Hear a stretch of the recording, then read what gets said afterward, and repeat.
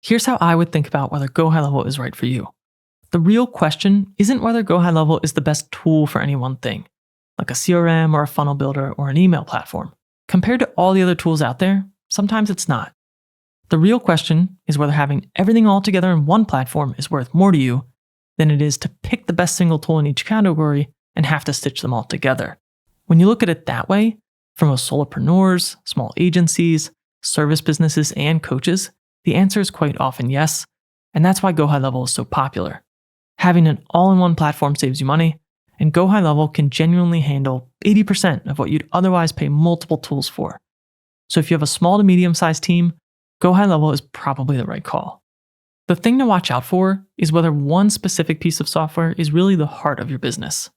If you're doing serious e-commerce, if your business revenue relies on email marketing, if you need an enterprise-grade CRM, or if your brand is design-focused, you might need to look for specialty tools to supplement your GoHighLevel plan, or consider whether GoHighLevel makes sense at all.